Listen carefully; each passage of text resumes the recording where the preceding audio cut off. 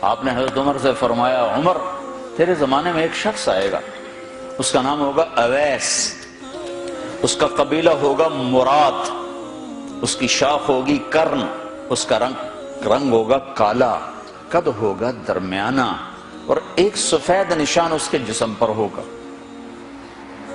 جب وہ آئے تو تم اس سے دعا کرانا، علی تو بھی کرانا، عمر تو بھی کرانا، اور میں قسم کھا کے کہتا ہوں کہ اویس جیسوں سے دنیا بھر جائے تو عمر و علی کے ایک بدن کے بال کے برابر نہیں، لیکن اس کے ذریعے سے ایک پیغام آگے پہنچانا تھا۔ تو حضرت عمر اور حضرت علی حیران ہو کر دیکھنے لگے کہ ہمیں کہا جا رہا ہے کہ اویس سے دعا کروائیں، وہ ہم صحابی وہ تابعی۔ تو آپ نے فرمایا اس نے ماں کی ایسی خدمت کی ہے، جب وہ ہاتھ اٹھاتا ہے تو اللہ ہاتھ واپس خالی موڑتا ہی نہیں۔ یہ پیغام پہنچانا تھا کہ ماں باپ کے آگے جھکو۔ جس دیش میں آپ رہتے ہیں یہاں کام کی رفتار بہت تیز ہے، ماں باپ اگر موجود ہیں تو کم ہی کچھ نصیبوں والے ہیں جن کو کچھ اولاد کی خدمت ملتی ہے، ورنہ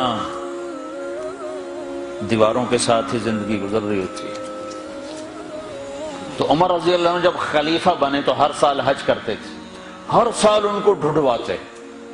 اب مجھے یہ نہیں پتا درمیان کے کوئی سال ہوں گے کہ ایک سال آپ نے حج پر سارے حاجی اکٹھے کر لیے، ایسے اپنے سامنے کا کھڑے ہو جاؤ بھائی، سب کھڑے کر لیے، کہنے لگے بیٹھ جاؤ سارے یمن والے کھڑے رہو، تو سارے بیٹھ گئے، یمنی کھڑے رہے، کہ سارے یمن والے بیٹھ جاؤ، قبیلہ مراد والے کھڑے رہو، تو سارے یمنی بیٹھ گئے، مراد والے کھڑے رہے۔ اس سال میں یمن گیا جماعت میں تو اویس کرنی کے گاؤں گیا، ان کی جگہ پیدا ہوئے، جو ان کا قبیلے کے لوگوں سے ملا، اس علاقے سے گزرا، دیکھا کہ اچھا یہاں وہ ہستی پیدا ہوئی تھی۔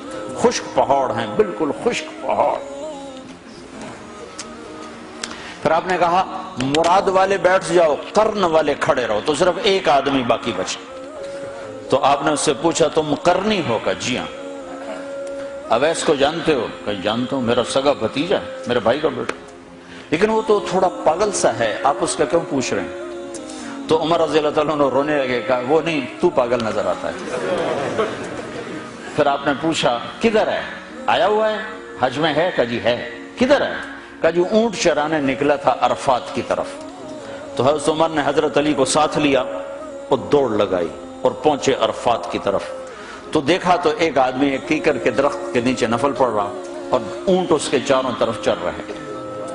تو یہ دونوں حضرات بیٹھ گئے، تو انہوں نے اویس نے محسوس کیا کچھ آ گئے لوگ، تو انہوں نے نماز مختصر کر دی، سلام پھیرا۔ تو حضرت عمر نے پوچھا کون ہو بھائی؟ کہا جی مزدور ہوں۔ کہا تیرا نام کیا ہے؟ کہا جی اللہ کا بندہ۔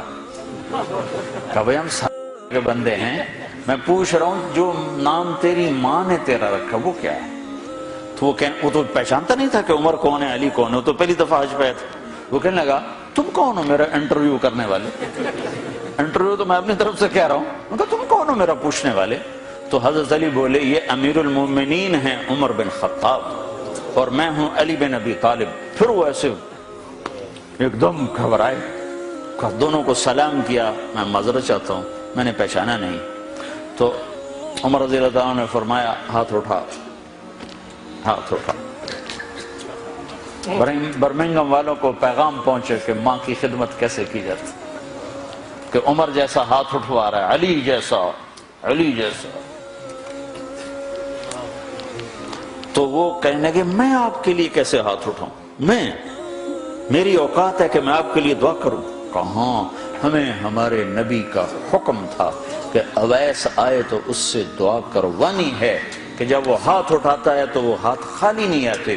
کس وجہ سے؟ تہجد، جہاد، تبلیغ، ذکر، تلاوت، تسبیح، حج، عمرے، نمازیں، روزے، ذکر، تلاوت۔ کس وجہ سے؟ نہیں، ان میں سے ایک وجہ بھی نہیں، ماں کی خدمت کی وجہ سے۔ پھر ایک اور جگہ آپ نے فرمایا کہ لوگ جب جنت میں چلیں گے تو اویس بھی چلے گا، جب جنت کے دروازے پر پہنچے گے تو اللہ تعالیٰ فرمائیں گے اویس کو روک لو باقی کو جانے دو۔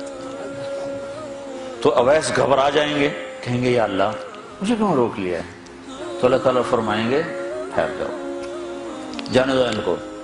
ہاں بھائی، اب یہ سامنے جہنم کے لوگ کھڑے ہوئے ہیں، تو شفاعت کر، تیری طفیل لاکھوں انسانوں کو جنت میں ڈالو۔ تجھے اس لیے روکا ہے کہ تو شفاعت کر، جدھر تیری انگلی اٹھتی جائے گی ان کے لیے جنت لکھتی چلی جائے گی، ان کے لیے جنت لکھتا چلا جاؤں گا، جدھر جدھر تو انگلی اٹھائے گا۔ صرف پونڈ ہی سب کچھ نہیں، مائیں بھی بہت کچھ ہے۔